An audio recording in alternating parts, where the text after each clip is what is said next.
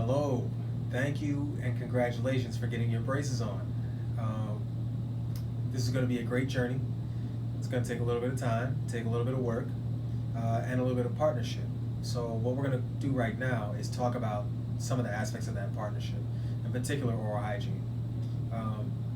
While you're in treatment, while you're in braces, we're going to work hard to do our part to make sure that we execute the treatment properly in order to deliver you a great result. But we're going to need your help as well. We're going to need your help to make sure that you avoid breaking brackets. So in order to avoid doing that, we're going to give you a list of diet rules, and we may ask you to wear a mouth guard if you're an athlete. And then the other thing that we're going to need your help with is to make sure that your oral hygiene is excellent. So that way when you finish up the treatment, we don't have to worry about you having cavities or stains on your teeth, or any gum disease, or needing to have any type of surgical procedure to address any of those things.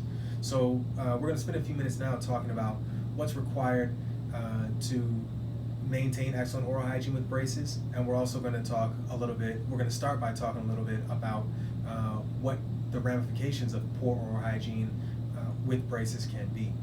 So let's take a look here at these photos. Okay, now this is a patient who has braces on, and this is an example of a patient who has excellent oral hygiene.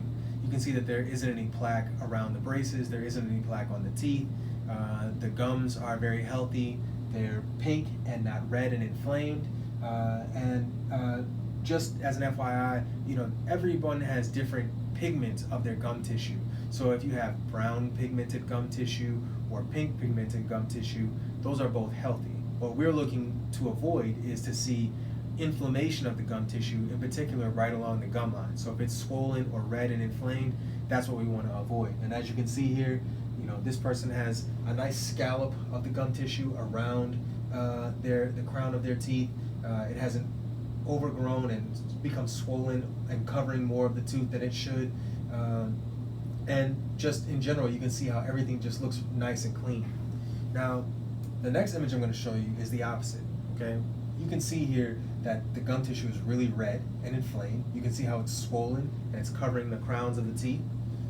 Okay, you can also see how there's some plaque right up here around the bracket and on top of the tooth. You can even see some plaque right here in between the wings of the bracket. You can also see plaque down here around the bracket along the gum line.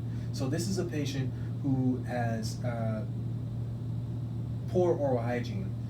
This is not severe. It can get even worse than this. But once you get to this point, it can be very difficult to get back to this condition without other measures. And this is what we want to prevent. This is an individual who had braces. You can see the outline of the bracket on the tooth, and you can see how the plaque that was not addressed, it has eaten away at the enamel around the tooth. It's caused stains right up here, basically around every single bracket on every single tooth. And then this is actually a cavity. So this is decay that has eaten away at the side of that tooth. And all of this occurred while this patient was in braces, and we can tell that that's the case because you can see the outline of the bracket on every single tooth. Okay. Now, obviously, the braces are gone. This patient has had an opportunity to clean up their oral hygiene. However, you can rest assured that this is how they looked before the braces came off. Okay. So let's talk about what it takes to prevent some of those unsightly issues and what it takes to maintain good oral hygiene, like the first image that we showed you. Okay, the first thing is brushing your teeth. When you brush your teeth, there are only a few extra steps that you have to take with braces in terms of each time you brush your teeth. However, it becomes critical that you brush your teeth after each time you eat. If you don't brush your teeth after you eat, then the food and plaque is going to want to get stuck around the brackets, under the wires, on the teeth, and it will stay there, it'll build up, and it can cause all those problems with inflammation and staining that we saw in those two images. Okay, so one question that people ask all the time is, how much toothpaste do I need on my toothbrush? You need a pea-size amount. So if you eat peas, a vegetable, a little round vegetable, green peas, that's all the toothpaste that you need. You don't have to cover the entire toothbrush with toothpaste. You just need to cover probably the tip of the toothbrush with toothpaste. Okay.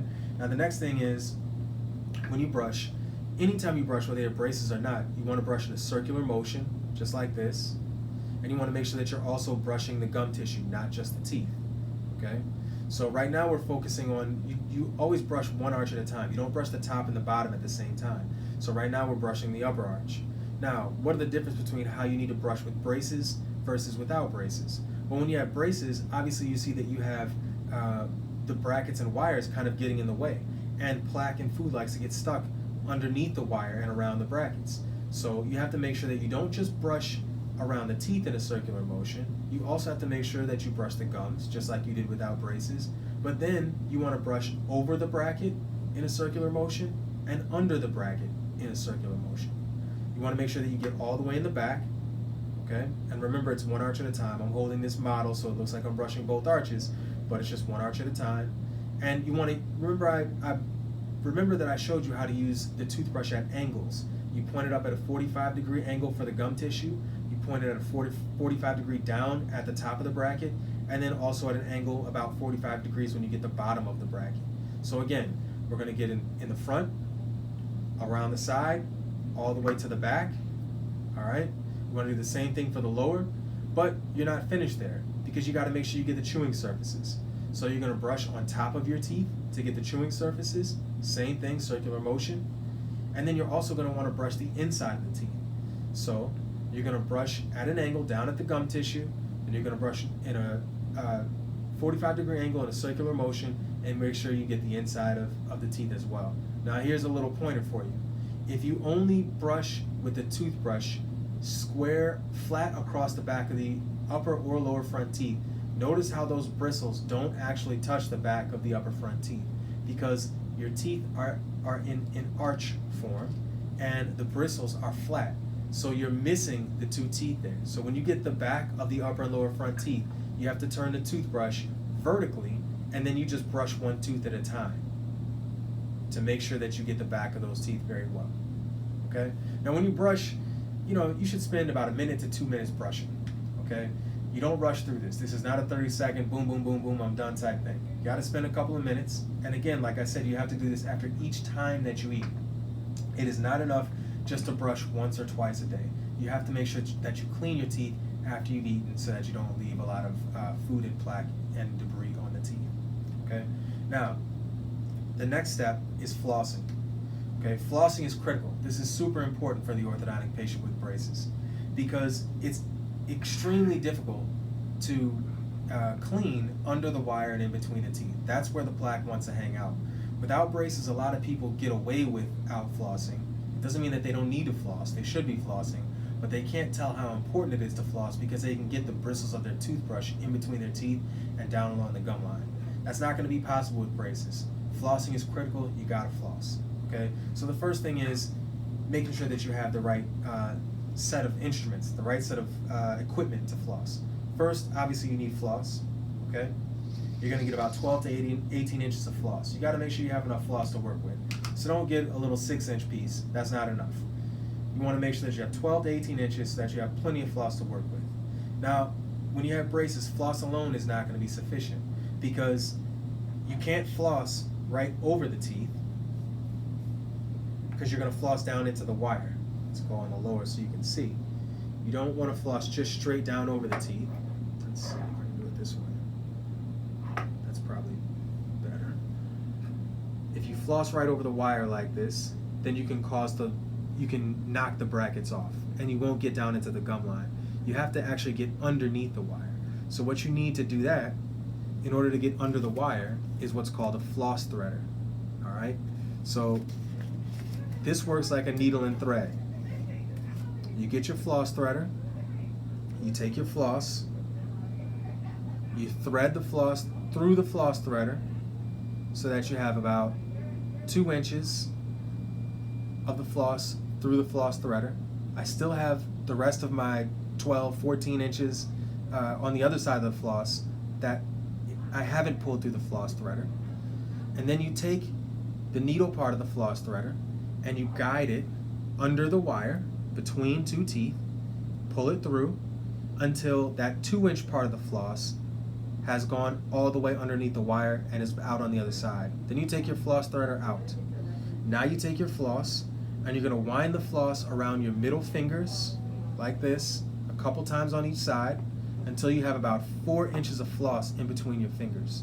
Now you're gonna use your index fingers or your thumbs to guide the floss. And you're not gonna guide the floss with your fingers really far from your teeth. You push your index fingers right up next to your teeth, and then you push the floss gently down between your teeth. You should feel the floss kind of snap between the teeth. That's normal. That means the teeth have contact. If you have spaces in between your teeth, then you're not gonna get that snap, but that's okay. Then, this is the really important part. When you floss, you're not just flossing up above the gum tissue. Let's see if we can get a good view here of the way that the gum tissue looks. You want to make sure that the floss goes all the way down to the gum line. See where that floss is and how I'm pushing it down towards the gum line? Now this is a model, so obviously there's no gum tissue there. This is just plastic. But in the mouth, the floss should actually go below the gum line, okay? So you don't stop at the gums, you actually use the floss to push down around the tooth below the gum line. And then anytime that you floss between two teeth, remember that you have to floss two teeth. So it's not just boom, straight up and down. You gotta go to one side and to the other side, and you have to make sure that you floss in between, down below the gum line. So then once you've done that, you just pull the floss back out from in between the teeth and from underneath the wire. And then you do that all the way around the mouth, okay? You have to make sure that you get the front teeth, the back teeth, top and bottom. And you have to do that every night, okay? Flossing, like I said, this is important. It's just as important, if not more important than brushing. So you have to make sure that you floss every night and you have good technique, all right? Now, the last couple things we'll talk about. I showed you a floss threader and flossing. This is super floss. The only difference between super floss and the floss threader is that instead of having to put the two pieces together, the floss threaded through the floss threader, super floss comes with, it's a piece of floss that also has this stiff kind of what we're describing as a needle. It's built into the floss, so that way you don't have to put it together. Okay, so I like super floss. It's easy to use. We're going to give you a box of this when you first start, or at least a sample pack of this when you first start. But we also have this for sale, and you can get it in the store if you like it and you run out. All right.